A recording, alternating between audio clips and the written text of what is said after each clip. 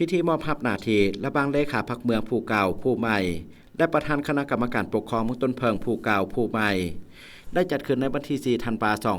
2565 นี้ที่สโมสรเมืองให้เกียรติเข้าร่วมเป็นประธานของท่านพลจัตวาแป้นคำบุตรจันแพงเลขาพรรคแขวงรักษาการเจ้าแขวงบ่อแก้วมีท่านคำแยงคอนสัญญกิจห้องเลขาพรรคแขวงมีคณะรับผิดชอบการแขวงคณะบริหารงานพรรคเมืองพนักงานอาวุโสบำนาญหัวหน้าห้องการอ้อมข้างเมืองตลอดทอดคณะภาคอำนาจการปกครองบ้านได้องค์การคุ้มครองบริหารเขตเศรษฐกิจพิเศษสามเหลี่ยมคำเข้าร่วมในพิธีท่านนางดาวไซเศรษฐาคณะประจำพรรคแขวงหัวหน้าคณะจัดตั้งแขวงได้ผ่านมติตกลงและขอตกลงของคณะประจำพรรคแขวงและเจ้าแขวงว่าด้วยการยกย้ายและแต่งตั้งพนักงานนำพาคุ้มครองของเมืองต้นเพิงคือมติตกลงของคณะประจำพรรคแขวงว่าด้วยการยกย้ายเลขาคณะบริหารงานพรรคเมืองต้นเพิงซึ่งตกลงเห็นดียกย้ายสหายคำแยงคอนสัญญกิจห้องเลขาพรรคแขวง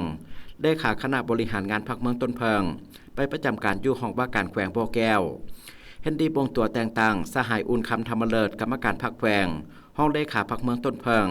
ขึ้นเป็นเลขาคณะบริหารงานพรรคเมืองต้นเพิงเห็นดีบงตัวแต่งตั้งสหายประสิทธิพวันกรรมการประจำพรรคเมืองขึ้นเป็นห้องเลขาคณะบริหารงานพรรคเมือง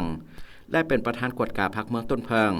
เห็นดีบงตัวแต่งตั้งสหายคำลาจันทวงศ์คณะพรรคหักฐานห้องว่าการแขวงเลขาหน่วยพรรคบริหารห้องว่าการขึ้นเป็นกรรมการประจำพรรคเมืองต้นเพิงผ่านข้อตกลงของเจ้าแขวงบ่อแก้วว่าด้วยการแต่งตั้งประธานห้องประธานคณะกรรมการปกครองเมืองต้นเพิงซึ่งเห็นดีแต่งตั้งท่านคำรุนรอมีไซห้องเลขาพรรคเมือง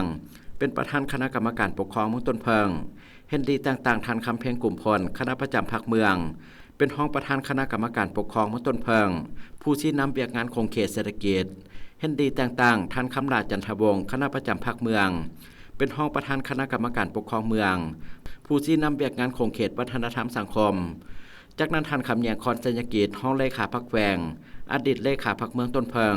ได้ผ่านบทสรุปโดยย่อเวียกงานหอบด้านของเมืองต้นเพิงระยะปี 2020-52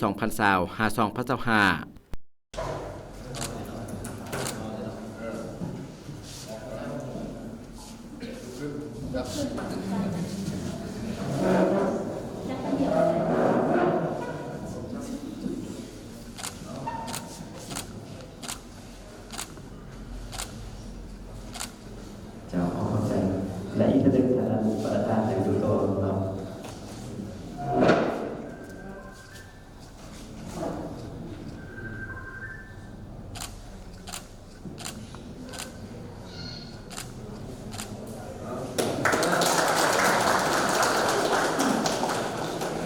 โอกาสนี้ท่านแป้นคำบุตรจันแพง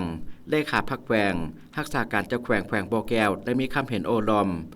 ก่อนอื่นได้แสดงความยองยอชมเชยต่อผลงานผลสำเร็จในการชี้นำพาเวียกงานหอบด้านของคณะบริหารงานพรรคเมืองต้นเพิงและยาพันมาซึ่งได้แสดงออกชีวิตการเป็นอยู่ของประชาชนได้รับการปรับปรุงนับมือนับดีขึ้นเศรษฐกิจมีการขยายตัวอย่างต่อเนื่องคุณภาพการศึกษาได้รับการปรับปรุงมุ่นเชื่อวัฒนธรรมฮีตของประเพณีอันดีงามของประชาชนบรรดาเผ่าได้รับการอนุรักษ์รักษาและเสริมขยายการสร้างครอบครัวและบ้านวัฒนธรรมได้มีจำนวนเพิ่มขึ้นมีการฝึกอบรมด้านฝีมือแรงงานเพื่อสร้างอาชีพเวียกเฮ็ดงานทำให้แก่ประชาชนเวียกงานป้องกันชาติป้องกันความสงบได้รับการเอาใจใส่เฮ็ดให้เมืองมีความสงบโดยพื้นฐานการซับซ้อนและแต่งตั้งคณะบริหารงานพรรคเมืองต้นเพิงครั้งนี้ถือเป็นเวียกงานปกติในแนวทางการนำพาของพรรคและการบริหารคุ้มครองรัฐเพื่อตอบสนองความเรียกร้องต้องการหน้าที่การเมืองและเป็นกฎเกณฑ์ปกติที่ต้องมีเข้ามีออกมีขึ้นมีลงพร้อมนั้นยังได้เน้นหนักหลายปัญหาต่อคณะบริหารงานพรรคเมืองต้นเพิงโดยเฉพาะบรรดาเลขาห้องเลขาประธานห้องประธานคณะกรรมการปกครองเมืองที่ได้รับการแต่งตั้งในครั้งนี้จงสืบต่อชี้นำพาเวียกงานหอบด้านของเมืองให้มีการพัฒนาดีขึ้นเป็นต้นสืบต่อศึกษาอบรมการเมืองแนวเขตให้แก่สมาชิกพรรคพนักงานทหารตำรวจและประชาชนบรรดาเผ่าสืบต่อสร้างกำลังสำรอง